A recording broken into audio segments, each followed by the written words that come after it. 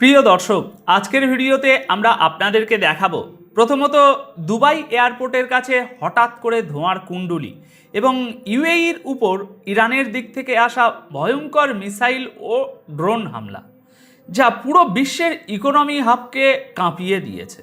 দ্বিতীয়ত, আমেরিকার শক্তিশালী ইন্টেলিজেন্স এজেন্সি সিআইএর একটি টপ সিক্রেট রিপোর্ট ফাঁস হয়ে গেছে, যা সরাসরি ডোনাল্ড ট্রাম্প এবং পশ্চিমা মিডিয়ার যে ফেক ন্যারেটিভ, সেই ন্যারেটিভের একেবারে পোল খুলে দিয়েছে। এবং তৃতীয়ত, আমেরিকার এই রিপোর্টের কাউন্টারে ইরানের পররাষ্ট্রমন্ত্রীর এমন এক অভাবনীয় ঘোষণা, যা ওয়াশিংটন থেকে শুরু করে তেল আবিব পর্যন্ত সবার রাতের ঘুম হারাম করে দিয়েছে। তাহলে চলুন শুরু করা যাক আজকের এই বিশেষ প্রতিবেদন। দেখুন, আসল ব্যাপারটা হলো, যে কোনো যুদ্ধের ময়দানে মিডিয়াতে যা দেখানো হয়, গ্রাউন্ড রিয়ালিটি তার চেয়ে অনেক আলাদা হয়। আমরা শুরু করছি গতকাল 8ই মের সবচেয়ে চাঞ্চল্যকর খবরটি দিয়ে। 8ই মে ইউএইর উপর ড্রোন এবং মিসাইল দিয়ে আবারও একটা বড় ধরনের হামলা চালানো হয়েছে।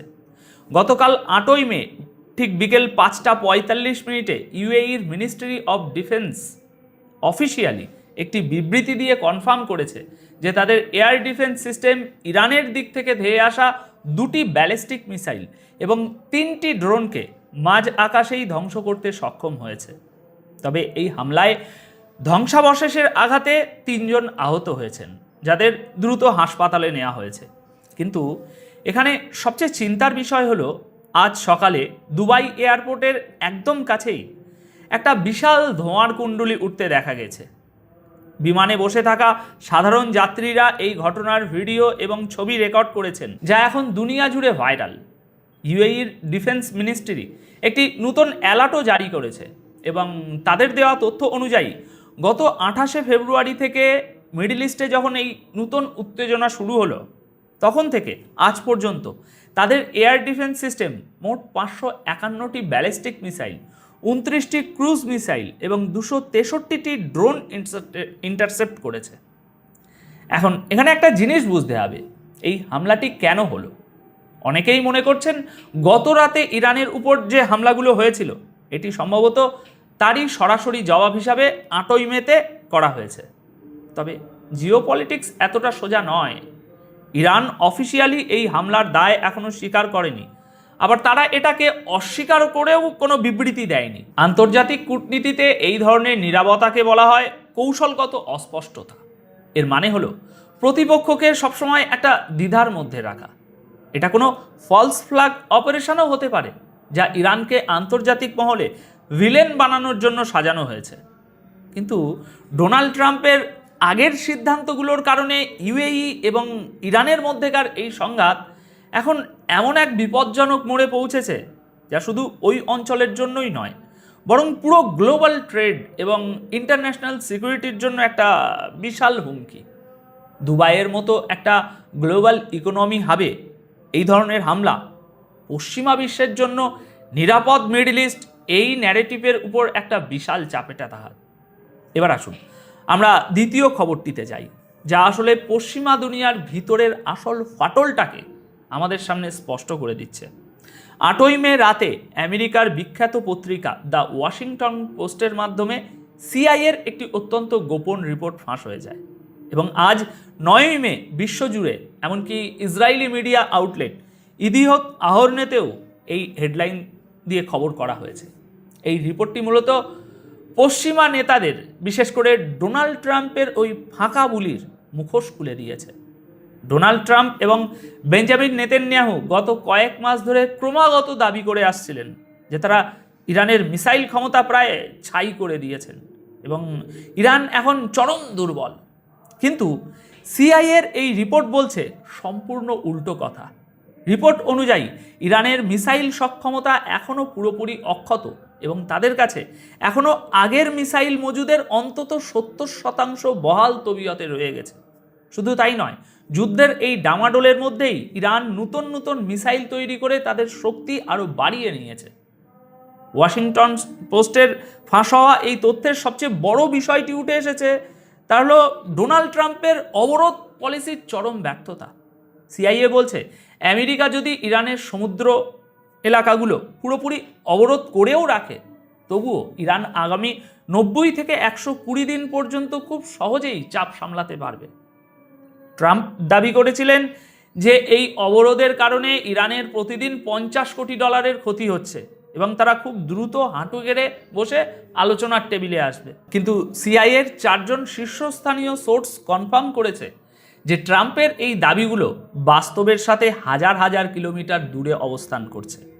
সিআইএ স্পষ্ট করে বলেছে যে ইরানের অর্থনৈতিক অবস্থা মোটেও ততটা খারাপ নয় যতটা পশ্চিমা মিডিয়া প্রচার করছে, বরং এই 3-4 মাস অবরোধ চললে ইরান নয়, গ্লোবাল সাপ্লাই চেন এবং তেলের বাজার ক্র্যাশ করে পুরো দুনিয়াকেই হাঁটু গেড়ে বসতে বাধ্য হতে হবে। দেখুন, এই রিপোর্টটি প্রমাণ করে যে আমেরিকার রাজনৈতিক নেতৃত্ব শুধুমাত্র নিজেদের ভোটারদের খুশি করার জন্য এই হাওয়ায় হাওয়ায় স্বপ্ন বুনছে, আর অন্যদিকে ইরানের গ্রাউন্ড রিয়ালিটি এবং তাদের লিডারশিপ আগের চেয়ে অনেক বেশি কনফিডেন্ট এবং মজবুত অবস্থানে চলে গেছে। তবে দর্শক, আসল চমক তো এখনও বাকি। সিআইএর এই রিপোর্ট নিয়ে যখন ওয়াশিংটন এবং পশ্চিমা বিশ্বে তোলপাড় চলছে, ঠিক তখন ইরানের দিক থেকে যে কাউন্টার অ্যাটাকটা আসলো তা পুরো গ্লোবাল পলিটিক্সকে স্তব্ধ করে দিয়েছে। গতকাল 8ই মে ঠিক বিকেল 5:45 ইরানের পররাষ্ট্রমন্ত্রী Abbas Araghchi social media platform এক্সে একটি পোস্ট করেন, যা আমেরিকা এবং ইসরায়েলের ইন্টেলিজেন্সের জন্য একটা বিশাল সাইকোলজিক্যাল ধাক্কা ছিল। দেখুন, দুনিয়া যখন সিআইএর রিপোর্টকে সত্য ধরে নিয়ে ইরানের এই টিকে থাকার ক্ষমতার প্রশংসা করছিল, আরাগাচি তখন সিআইএর সেই 70 বা 75% ডেটাকেই সরাসরি প্রত্যাখ্যান করে বসেন। তিনি অত্যন্ত তীক্ষ্ণ ভাষায় বলেন যে সিআইএর হিসাব নিকাশ পুরোপুরি ভুল। আমেরিকা যদি ভেবে থাকে 28শে ফেব্রুয়ারির পর থেকে ইরানের শক্তি কমে 75% নেমে এসেছে, তবে তারা বোকার স্বর্গে বাস করছে। আব্বাস আরাগাচি অত্যন্ত আত্মবিশ্বাসের সাথে ঘোষণা করেন যে বর্তমানে ইরানের সামরিক ও মিসাইল সক্ষমতা 28শে ফেব্রুয়ারির তুলনায় 120% গিয়ে পৌঁছেছে। অর্থাৎ সিআইএ যা ধারণা করছে ইরানের শক্তি তার চেয়েও 45% বেশি। একজন জিওপলিটিক্যাল অ্যানালিস্ট হিসাবে আমি আপনাদের বলতে পারি এই বিবৃতির গভীরতা অনেক বেশি। এর সোজা অর্থ হলো ডোনাল্ড ট্রাম্পের সর্বোচ্চ চাপ এবং অবরোধের এই সময়টাকে ইরান তাদের ডিফেন্স ইন্ডাস্ট্রিকে আরও প্রোডাক্টিভ করার একটা সুবর্ণ সুযোগ হিসাবে কাজে লাগিয়েছে। তারা শুধু তাদের পুরনো অস্ত্রই বাঁচিয়ে রাখেনি, বরং এই যুদ্ধ অবস্থা বা এই সাময়িক বিরতি এর মাঝখানে নিজেদের লঞ্চিং প্ল্যাটফর্মগুলো আরও অ্যাডভান্স করেছে এবং ব্যাপক হারে নতুন নতুন মিসাইল প্রোডাকশন চালিয়ে গেছে। আরাগাচি অত্যন্ত স্পষ্ট করে ওয়াশিংটনকে মেসেজ দিয়েছেন যে ইরান যে কোনো হামলার জবাব দেওয়ার জন্য আগের যে কোনো সময়ের চেয়ে অনেক বেশি প্রস্তুত এবং ভয়ঙ্কর রূপে সক্ষম। দর্শক, ট্রাম্প যখন ক্যামেরার সামনে দাঁড়িয়ে ইরানের ধ্বংসের গল্প শোনাচ্ছেন, তখন ইরান নীরবে নিজেদের সামরিক শক্তি 100%-এরও বেশি বাড়িয়ে ফেলেছে। এখন এই পুরো সিনারিওটা বিশ্লেষণ করলে একটা জিনিস দিনের আলোর মতো পরিষ্কার হয়ে যায় যে পশ্চিমা দেশগুলো তাদের নিজেদের তৈরি করা প্রপাগ্যান্ডার ফাঁদেই এখন আটকে গেছে। তারা ভেবেছিল অর্থনৈতিক অবরোধ এবং সামরিক হুমকি দিয়ে একটা রাষ্ট্রকে সহজেই পঙ্গু করে দেওয়া যায়, কিন্তু তারা ইরানের নিজস্ব সাপ্লাই চেন, অভ্যন্তরীণ উৎপাদন ক্ষমতা এবং দীর্ঘমেয়াদী কৌশলকে আন্ডার এস্টিমেট করেছিল। এখন বল পুরোপুরি ডোনাল্ড ট্রাম্প এবং পশ্চিমা নীতি নির্ধারকদের কোর্টে। তারা কি এখন নিজেদের ইন্টেলিজেন্স এজেন্সি সিআইএর এই সতর্কবার্তা মেনে নিয়ে নিজেদের পলিসিতে কিছু পরিবর্তন করবে, নাকি ইরানের পররাষ্ট্রমন্ত্রীর এই 120% শক্তিকে চ্যালেঞ্জ করবে, করে আরও একটা গ্লোবাল কনফ্লিক্টের দিকে ঠেলে দেবে দুনিয়াকে? কারণ আমেরিকা যদি এখন পিছু হটে, তবে তা গ্লোবাল পাওয়ার পলিটিক্সে তাদের দুর্বলতা হিসাবে দেখা হবে। আর যদি তারা আরও অ্যাগ্রেসিভ হয়, তবে মধ্যপ্রাচ্যের এই আগুন তাদের নিজেদের অর্থনীতিকেই পুড়িয়ে ছাই করে দিতে পারে।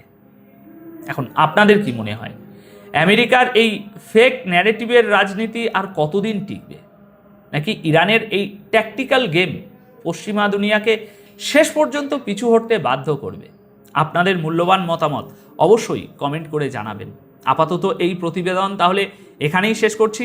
দেখা হবে আগামী ভিডিওতে নতুন কোনো জিওপলিটিক্যাল বিশ্লেষণের সাথে। সবাই খুব ভালো থাকবেন, সুস্থ থাকবেন।